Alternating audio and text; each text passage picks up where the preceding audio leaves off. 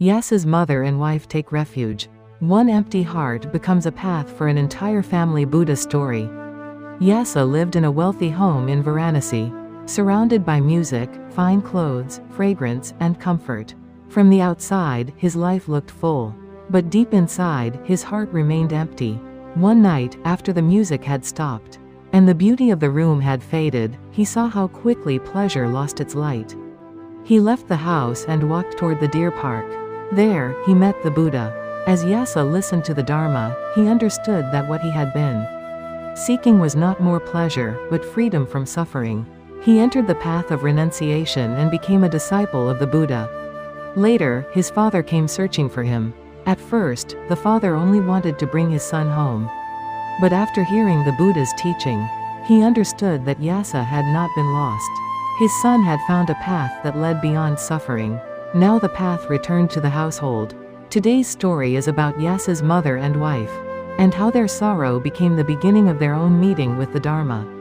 Yasa's mother had carried him as a child, and believed that comfort would protect him from suffering. Yasa's wife had also imagined that their life together would continue in the same form. Then, in a single night, Yasa was gone. When someone we love suddenly disappears, the heart often reaches fear before it reaches understanding.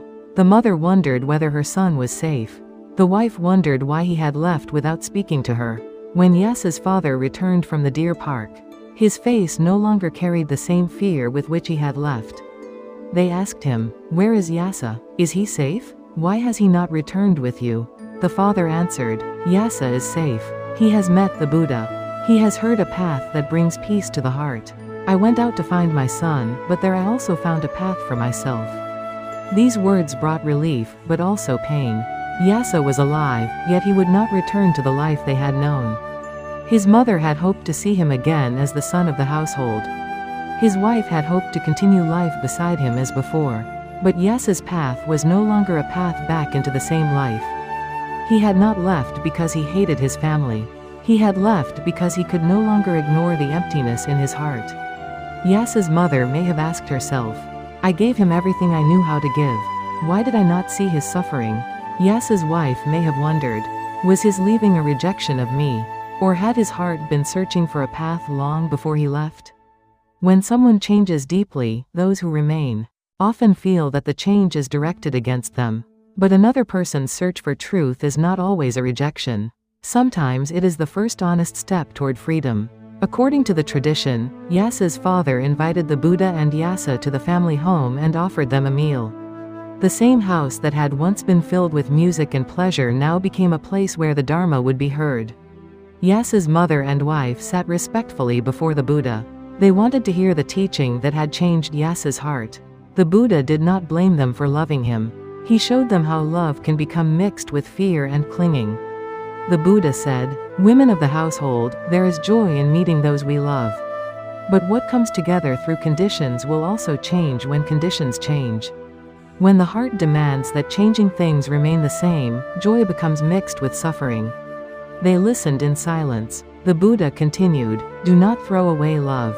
Look carefully at what you are holding in the name of love.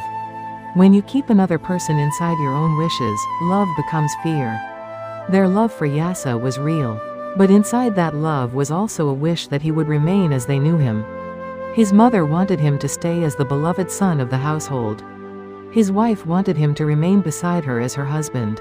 These wishes were natural, but they were not the same as Yasa's true condition. The Buddha said, "The body changes, feelings change, thoughts and movements of the mind also change. Relationships do not remain forever in one form. When the heart tries to make change impossible, suffering arises. But when change is seen clearly, clinging becomes weaker and wisdom begins to grow." Yasa's mother remembered the comfort around her son and saw that wealth around the body had not brought peace into the heart. She had known the shape of his life, but not the full depth of his suffering. Yasa's wife also remembered how quiet he had often seemed, even in moments of pleasure. Now she understood that his silence had been the sign of a deeper struggle. The Buddha then spoke about generosity. Giving is not only giving food or wealth. Giving understanding is also generosity. Releasing the wish to possess another person is also generosity. To allow someone you love to walk a wholesome path is a deep form of giving. They had to loosen the wish to pull Yasa back into the old life. To understand the peace he had found, and not to hate the path that gave him that peace, was the generosity now asked of them. The Buddha also spoke about moral discipline. Do not let a wounded heart become cruel speech. Do not let fear become hatred in action. Guard body, speech, and mind, for this protects the heart from deeper suffering. The teaching invited the two women to see the sorrow beneath their anger. Pain could remain without becoming hatred. The Buddha then spoke about the limits of pleasure. A pleasant sound does not remain. A beautiful form changes. Fragrance fades. A joyful meeting also ends when its conditions end. If the heart makes these things its final refuge, it will always fear losing them. But when their changing nature is understood, the heart begins to seek a deeper refuge. Yasa's own life showed this truth. He had not left because he lacked pleasure. He had left because pleasure had shown him its limit. The Buddha then taught suffering and its cause. There is suffering when we cannot remain with those we love. There is suffering when the world does not follow our wishes. There is suffering when the heart clings to a form that cannot stay. But suffering does not arise without a cause. It grows with craving, clinging, and the thought, this person must remain as I want. Then he taught the ending of suffering. When clinging is clearly seen, it begins to weaken. When the thought, this is mine, becomes lighter, the eyes can see another person more clearly. Love does not disappear. It becomes purer. It becomes the love that blesses a wholesome path. Yasa's mother and wife began to see his leaving in a different light. He had not left because he hated them. He had faced his own suffering honestly and found a path that led beyond it. His empty heart had become the doorway through which he met the Buddha. Yasa's mother quietly admitted within herself, my son is not lost. He has found a peace I could not give him. My task is not to force him back into his old life. My task is to understand the Dharma he has found. Yasa's wife also looked into her own heart. His leaving was painful, but his suffering was real. The path he found is not a betrayal. I too must look at my love, my fear, and my clinging.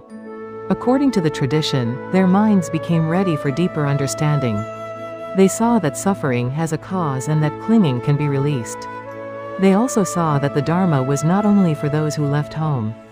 It could be practiced by those who remained in the household. They bowed before the Buddha. Blessed One, now we understand more clearly. Yasa did not leave because he hated his family. He followed a path beyond suffering. We too take refuge in the Buddha, the Dharma, and the Sangha. Though we remain in household life, we will keep this teaching as our refuge. The Buddha accepted their refuge. They did not leave the household or go into the forest. But the direction of their hearts changed. They chose to live in the world while keeping the Dharma as their guide. This moment shows that the Buddha's teaching was not only for monks. The Dharma entered the home, the heart of a mother, and the sorrow of a wife. Household life could also become a place of practice. Generosity, moral discipline, and wisdom could grow in the very place where love felt most painful. The house itself remained the same, but the questions inside it had changed. Before, they had asked, what more can we give Yasa so that he will be happy? Now they asked, what must the heart release so that love can become free from fear? Yasa's renunciation did not end with Yasa alone. The emptiness he refused to hide led him to the Buddha. His path reached his father. Through his father, the Dharma entered the family home again. There it reached his mother and wife. One person's suffering became the beginning of understanding for many. When someone in a family changes, the others may first feel only loss. But some changes are not betrayal, and some departures are not born from hatred. Sometimes a person must move toward truth because the old life can no longer carry the weight of the heart. The Dharma does not make love cold. It removes some of the blindness that can enter love. Love without wisdom tries to control. Love with wisdom learns to bless. Love without understanding says, return to the life I chose for you. Love with understanding says, may you walk the path that truly leads beyond suffering. Yasa's mother and wife did not receive a dramatic miracle. They received a clearer way of seeing. They listened to the Buddha and discovered that letting go did not mean loving less. It meant loving with less fear. Their refuge was quiet, but deep. It was not only a new belief spoken with the mouth. It was a change in the direction of love. The empty heart of one person had first brought sorrow to the family. But because Yasa faced it honestly, it became a path that opened the hearts of his father, mother, and wife. In this way, the calm light of the Dharma moved from the deer park into a home. It entered waiting, tears, questions, and memory. The Dharma did not remain far away in the forest. It made a path through family worry and showed that love can remain even when possession is released. One empty heart was not the end. It became the beginning of a path for an entire family. When we can bless instead of hold, the quiet of the deer park may also enter our own hearts. May peace remain with you today, and may you see love with a little more clarity.